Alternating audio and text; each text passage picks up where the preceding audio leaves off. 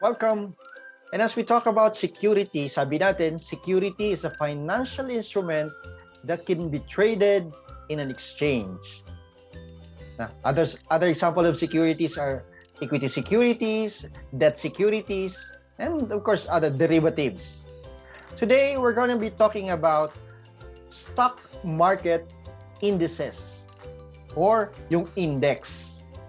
You know, security market indices were first introduced as a simple measure to reflect the performance of the stock market.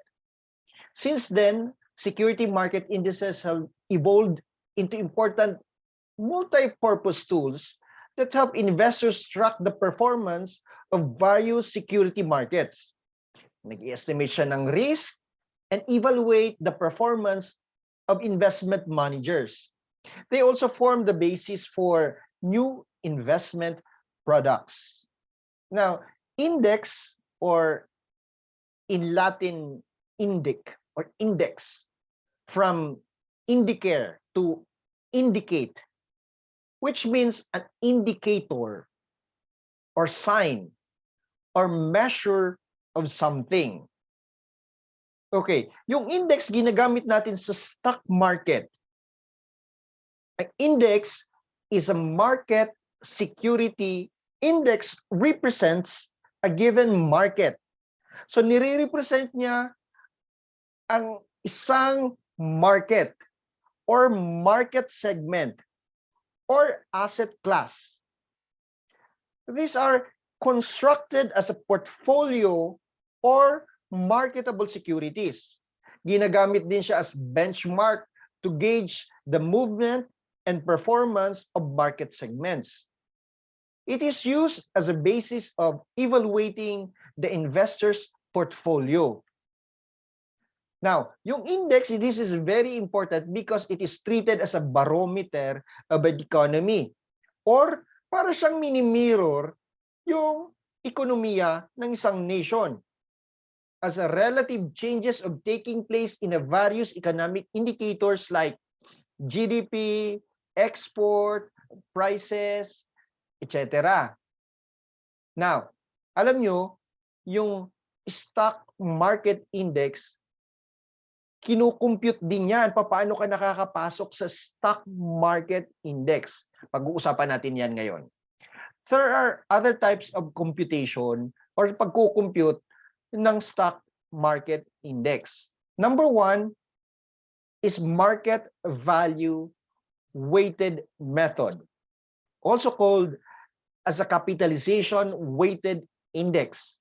Ito naman, each stocks affects the index proportion to its market value. Or yung bawat stocks nakakaapekto proportionately sa market value. This gives weights to each security forming the index according to the price per share prevailing in the market. Ano mga example nito? The Standard and Poor's or S&P's 500. Yung S&P's 500, kinocompute yan as a market value weighted method. Number two type, that is price weighted method.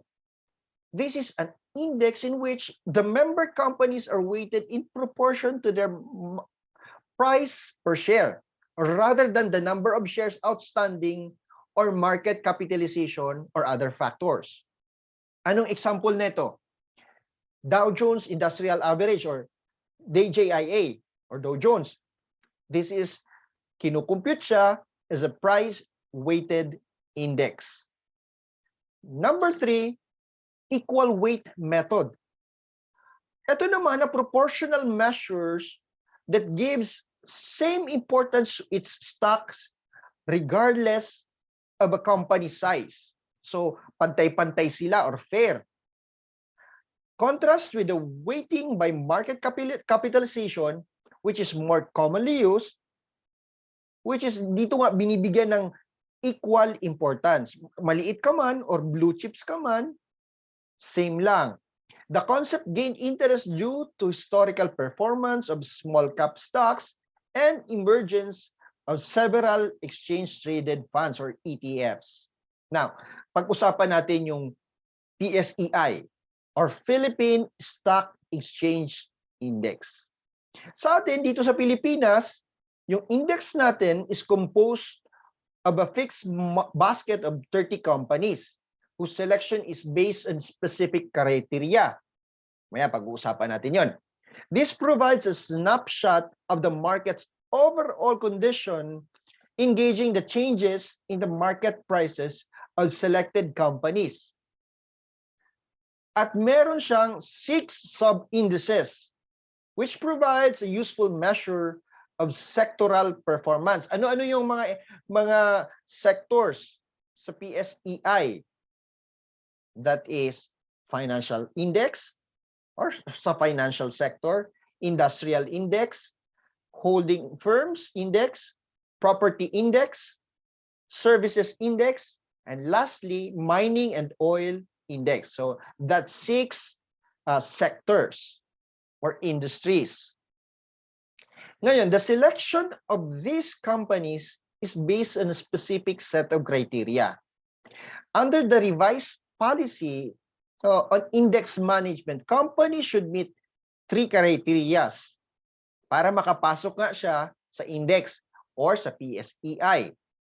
Number 1, kailangan the company's free float level must be at least 12% or the number of shares that is available to the public should be at least 12%.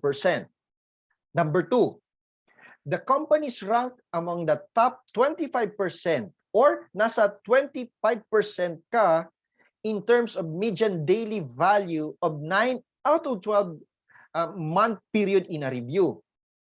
Or sa 1 year, let's say, dapat 9 months doon, nasa top 25 ka sa very heavily traded in the stock market.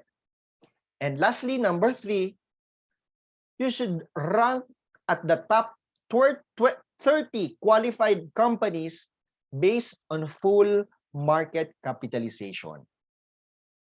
Now, lastly, you can find the index or PSEI composition if you go to the website of pse.com.ph/indices-composition. That's it for now. Bye-bye. For more ICCT College's video updates, please subscribe and click the notification button.